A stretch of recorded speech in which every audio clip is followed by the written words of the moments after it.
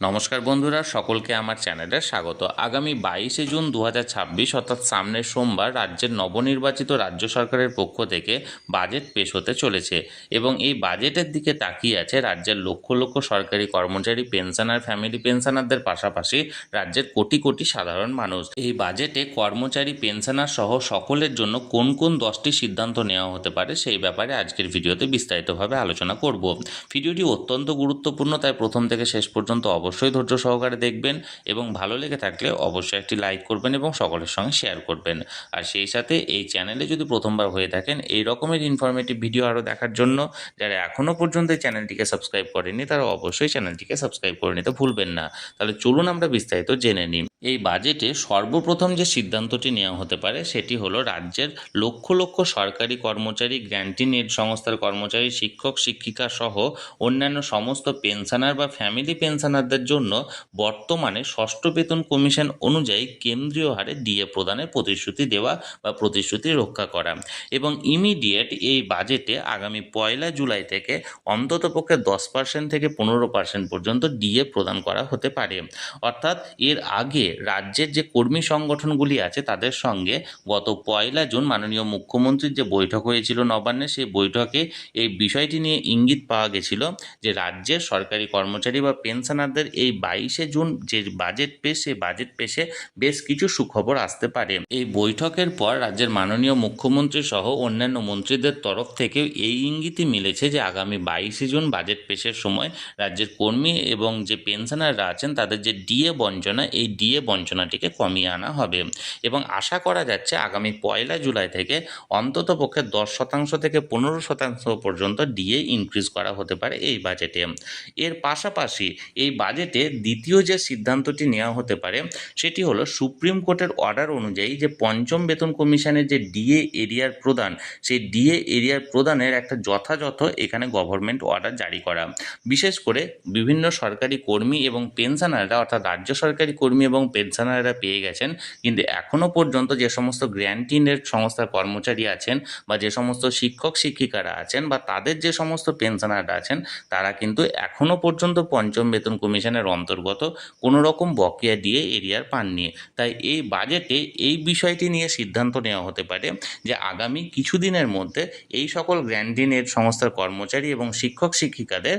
সমস্ত বকেয়া ডিএ এরিয়ার রিলিজ করা হতে পারে। এই বিষয়ে ডিএ এবং ডিএ এরিয়ারের পাশাপাশি যে তৃতীয় বিষয়ে সিদ্ধান্ত নেওয়া হতে পারে সেটি হলো কর্মচারী এবং পেনশনারদের জন্য আমরা ইতিমধ্যে জেনে গেছি যে সপ্তম বেতন কমিশন গঠনের জন্য ক্যাবিনেট আগেই অনুমোদন দিয়েছে বা মঞ্জুর করেছে, কিন্তু এখনও পর্যন্ত রাজ্য সরকারের তরফ থেকে বা অর্থ দপ্তরের তরফ থেকে কোনো রকম বিজ্ঞপ্তি বা সরকারি অর্ডার জারি করা হয়নি এই পে কমিশন গঠন সংক্রান্ত। তাই এই বাজেটে একটি ক্ল্যারিফিকেশন থাকতে পারে যে এই পে কমিশন কবে থেকে গঠন করা হবে এবং সরকারি অর্ডার কবে জারি করা হবে এবং কারা কারা কমিটিতে থাকছে বা চেয়ারম্যান কে হতে চলেছে এই বিষয়ে। অর্থাৎ এক কথায় বলতে গেলে যে পে কমিশন, সেই পে কমিশনের একটা সঠিক গাইডলাইন এই বাজেটে জারি করা হতে পারে বা এখানে মঞ্জুর করা হতে পারে। অর্থাৎ এক কথায় বলতে গেলে এই পে কমিশন সংক্রান্ত একটি সঠিক গাইডলাইন এই বাজেটে জারি করা হতে পারে।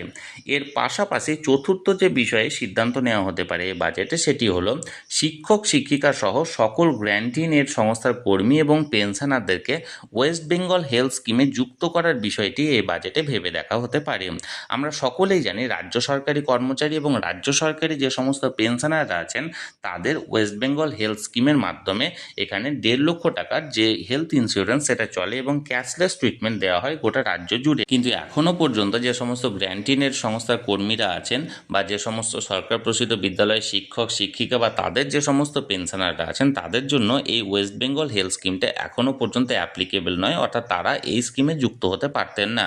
এবং বিভিন্ন কর্মী সংগঠনদের তরফ থেকে বা শিক্ষক সংগঠনের তরফ থেকে মাননীয় মুখ্যমন্ত্রীর কাছে এই বিষয়ে ডেপুটেশন জমা করা হয়েছে এবং আশা করা যাচ্ছে যে এই বাজেটে রাজ্যের লক্ষ লক্ষ শিক্ষক শিক্ষিকা সহ গ্র্যান্টিং এড কর্মী এবং তাদের পেনশনারদের জন্য ওয়েস্ট বেঙ্গল হেলথ স্কিমে যুক্ত করার বিষয়টি ভেবে দেখা হতে পারে। এর পাশাপাশি রাজ্যের সমস্ত প্রাইমারি এবং হাই স্কুলে যে সমস্ত প্যারা টিচাররা আছেন তাদের যে স্যালারি অন্ততপক্ষে প্রতি মাসে 3,000 থেকে 5,000 টাকা পর্যন্ত বাড়ানোর সিদ্ধান্ত এই বাজেটে ঘোষণা করা হতে পারে। আমরা সকলেই জানি যে রাজ্যের প্যারা টিচাররা সমকাজে সম বেতনের জন্য বহুদিন ধরে আন্দোলন করে আসছেন এবং তারা নিজেদের দাবি জানিয়ে আসছেন, কিন্তু এখনও পর্যন্ত তাদের স্যালারি সেইভাবে বাড়ানো হয়নি বিগত সরকারের আমলে, এবং রাজ্যে নবনির্বাচিত সরকারের আমলেও তারা ডেপুটেশন জমা করেছেন এবং খুব সম্ভবত আশা করা যাচ্ছে যে এই বাজেটে তাদের যে স্যালারি প্রাথমিক বিদ্যালয়দের ক্ষেত্রে 3 থেকে 4,000 টাকা এবং হাই স্কুলে প্যারা টিচারদের জন্য 5 থেকে 6,000 টাকা পর্যন্ত বাড়ানোর সম্ভাবনা রয়েছে। এর পাশাপাশি এই বাজেটে যে সমস্ত এসএসকে বা এমএসকে বিদ্যালয়ের শিক্ষক শিক্ষিকারা আছেন তাদের স্যালারি বৃদ্ধির ব্যাপারেও এই বাজেটে একটি সিদ্ধান্ত নেওয়া হতে পারে। আমরা সকলেই জানি রাজ্যের প্রচুর এসএসকে এবং এমএসকে বিদ্যালয়ের শিক্ষক শিক্ষিকারা আছেন যারা বহুদিন ধরে একই বেতনে কাজ করে যাচ্ছেন এবং তাদের এই স্যালারি বৃদ্ধির বিষয়টি বিগত সরকারের আমলে কোনোরকমভাবে বৃদ্ধি করা হয়নি, এবং নবনির্বাচিত রাজ্য সরকারের কাছে এই এসএসকে এবং এমএসকে বিদ্যালয়ের শিক্ষক শিক্ষিকারা নিজেদের স্যালারি বৃদ্ধির বিষয়ে একটি ডেপুটেশন জমা দিয়েছেন এবং খুব সম্ভবত আশা করা যাচ্ছে এই বাজেটে এই সমস্ত এসএসকে বা এমএসকে বিদ্যালয়ের শিক্ষক শিক্ষিকাদের স্যালারি বৃদ্ধির ব্যাপারে একটি সিদ্ধান্ত নেওয়া হতে পারে। এই সমস্ত কর্মীদের স্যালারি বৃদ্ধির পাশাপাশি রাজ্যের লক্ষ লক্ষ কন্ট্রাকচুয়াল কর্মচারী যারা আছেন, অর্থাৎ যে সমস্ত চুক্তিভিত্তিক কর্মীরা আছেন তাদের যে চাকরিটি সেটি স্থায়ীকরণের ব্যাপারে এবং তাদের সাম্মানিক বৃদ্ধি অর্থাৎ তাদের স্যালারি বৃদ্ধির বিষয়টিও এই বাজেটে ভেবে দেখা হতে পারে। এদের পাশাপাশি রাজ্যের লক্ষ লক্ষ আইসিডিএস এবং আশা কর্মীদের যে সাম্মানিক বৃদ্ধি, সেই সাম্মানিক বৃদ্ধির একটি প্রস্তাব এই বাজেটে আনা হতে পারে এবং আশা করা যাচ্ছে যে আইসিডিএস এবং আশা কর্মীদেরও সাম্মানিক বৃদ্ধি এই বাজেটে ঘোষণা করা হতে পারে। এর পাশাপাশি পরের যে বিষয়টি নিয়ে সিদ্ধান্ত নেওয়া হতে পারে এই বাজেটে সেটি হলো আনএমপ্লয়েড যুবক যুবতীদের জন্য। আনএমপ্লয়েড যুবক যুবতীদের জন্য যুব শক্তি ভরসা প্রকল্প, যেটি নির্বাচনের আগে প্রতিশ্রুতি দেওয়া হয়েছিল, এই যুব শক্তি ভরসা প্রকল্প চালু করা হতে পারে বা সিদ্ধান্ত নেওয়া হতে পারে এই বাজেটে,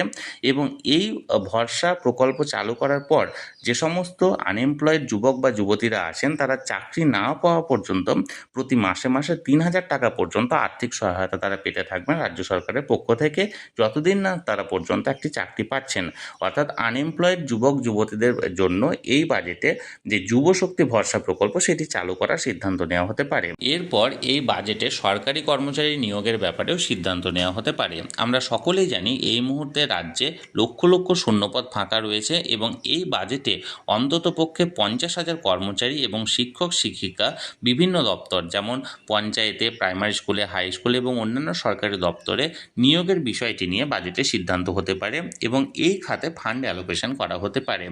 এর পাশাপাশি শেষ যে সিদ্ধান্তটি নেওয়া হতে পারে সেটি হলো স্বাস্থ্য খাতে।